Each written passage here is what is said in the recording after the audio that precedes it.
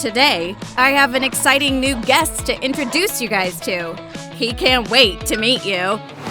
Hi! His name is Ozzy.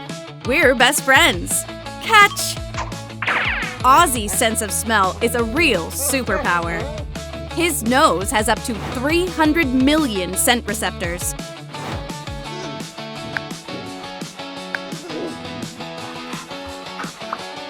Dogs can smell a person under a layer of snow almost 12 yards thick.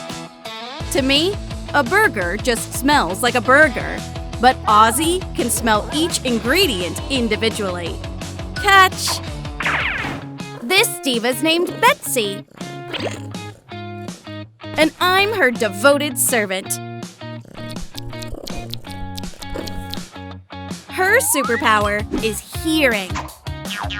She can hear a mouse squeak in the grass from 30 yards away, so don't talk behind her back. She'll hear everything. Her ears are controlled by 30 muscles, and she can rotate them almost 180 degrees. What do they have in common? Is that we really love them. But why? Why do people all over the world love their pets so much? And what are the origins of the feud between dogs and cats? Let's figure it out together. Today, you're gonna find out what dogs' lives were like in ancient Egypt, why cats were so unpopular in the Middle Ages, how dogs help deal with stress, and why do dogs and cats hate each other so much? First off, let's see how people felt about dogs and cats in the past. Dogs started being our little buddies around 30,000 years ago. Scientists think dogs were the first animal that was domesticated by humans. Cats entered the chat around 10,000 years ago, in what would much later become Israel, Turkey, Syria, and Iraq. Though cats were domesticated in only a few regions, dogs were present in almost every culture. It used to be thought that dogs came from the likes of Wednesday's friend Enid or Jacob from Twilight, like wolves that turned friendly. But recent DNA analysis concludes that even though dogs and wolves share a common ancestor, their evolutionary paths were separate. The modern house cat comes from the African wildcat, Felis sylvestris libica. Look, this is your great-great-great-great-great-grandmother. Cats came to people all on their own. They hunted mice and kept the grain store safe. Humans started appreciating the cat's presence. Dogs were fully domesticated to help early humans hunt and defend their territories. Then, dogs became great shepherds. Most dogs are really dependent on people and can't survive in the wild on their own. Cats, however, have kept their hunting instincts and share 95% of their genetic material with their wild ancestors.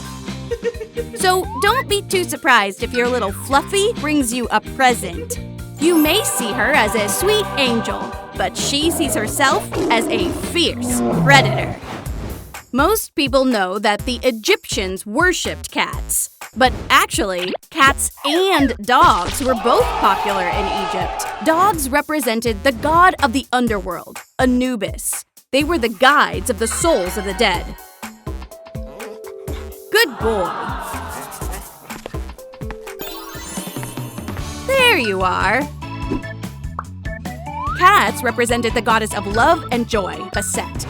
Dogs kept helping their owners with hunting, while cats didn't just catch rats, but also snakes.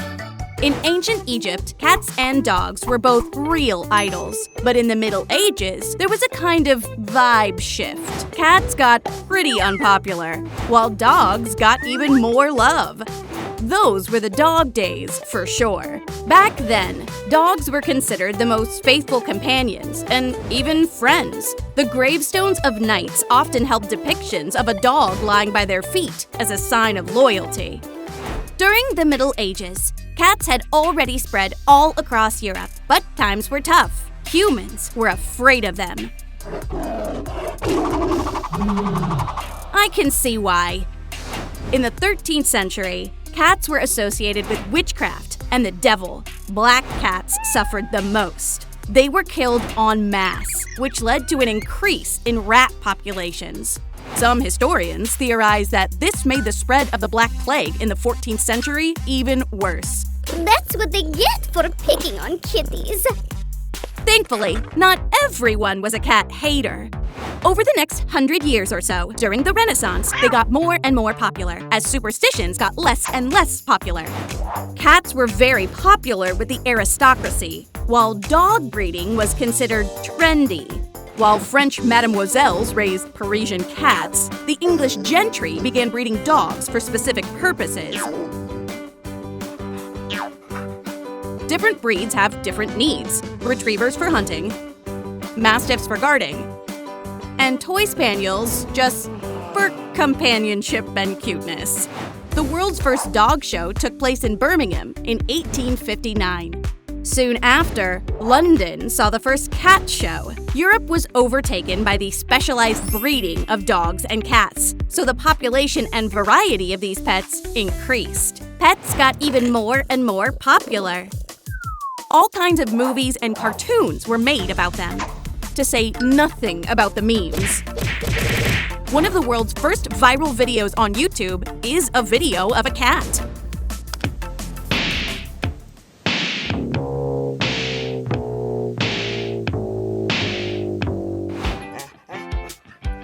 Even though there are plenty of other popular pets, catch! For some reason, dogs and cats are the animals that people have the closest connection to. Like we said, dogs have been with us for more than 30,000 years. So you mean they're older than iPhones, the internet, and even my grandma? Yep, that's why humans and dogs have such a deep connection.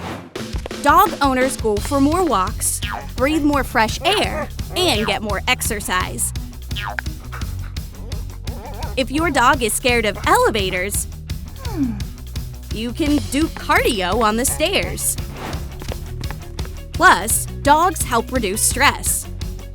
Just hugging a dog is enough to lower your heart rate. And then there's that therapy. What's it called? There it is.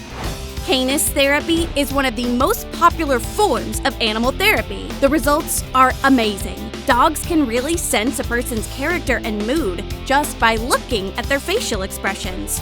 This helps with emotional stability and development, builds trust, teaches empathy, and increases self-esteem.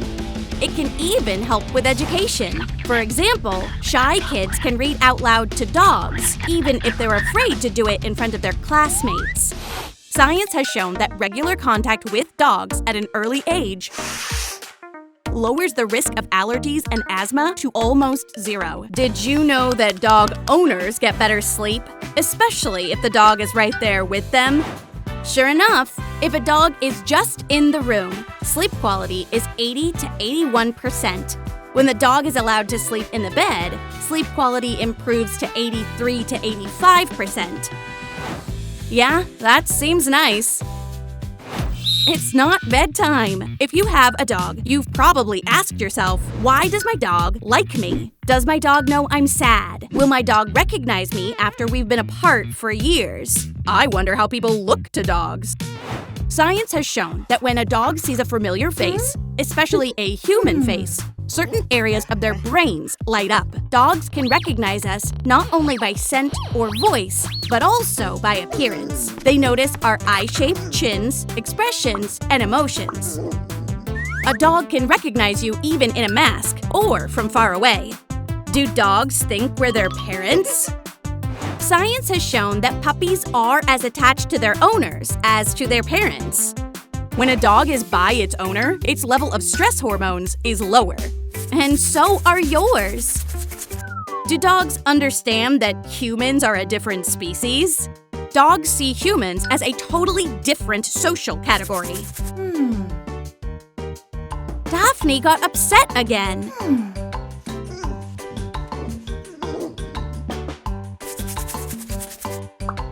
Dogs can pick up on sadness even before we're aware of it.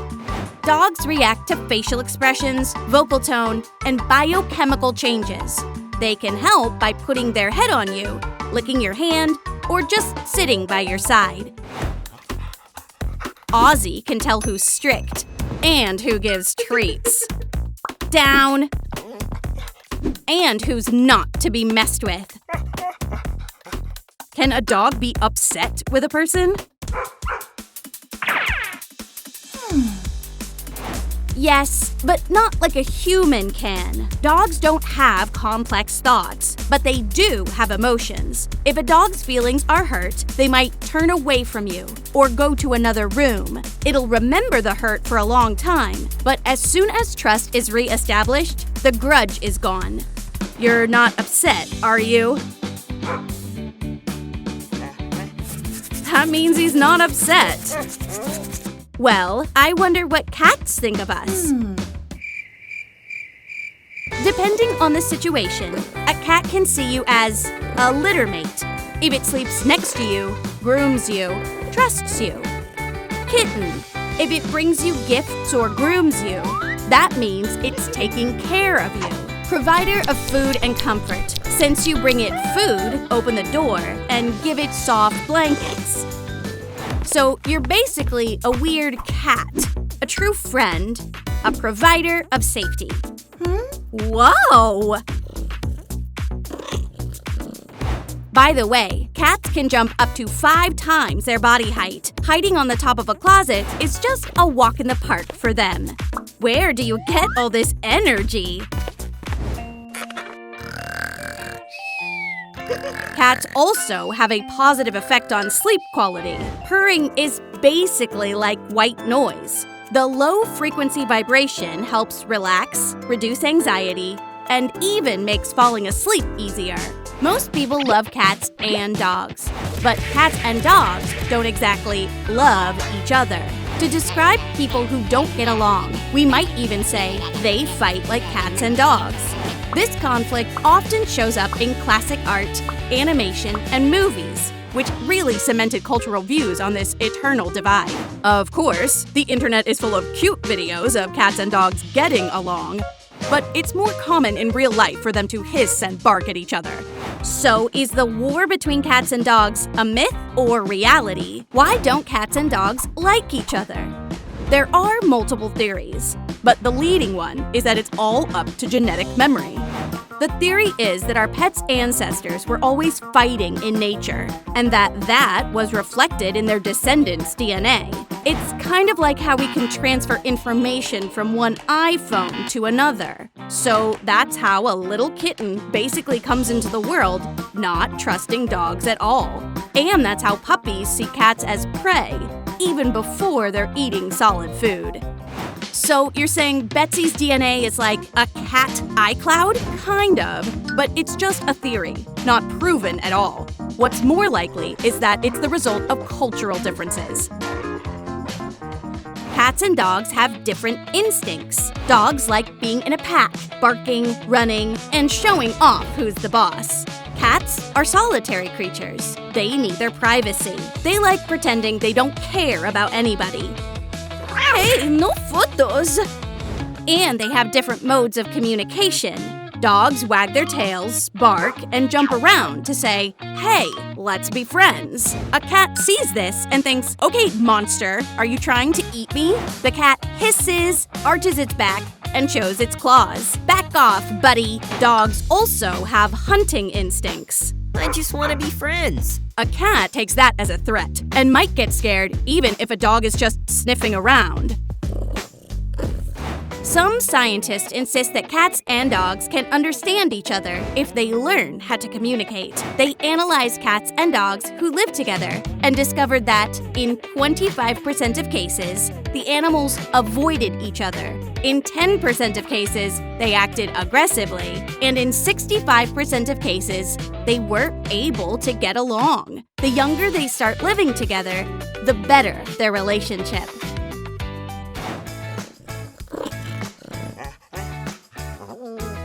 They're so cute. You'd never guess there was a 1,000-year-old feud. We learned so much good stuff today. I love the historical facts. I liked hearing about the war between cats and dogs. What was your favorite fun fact? Comment below. See you in the next video.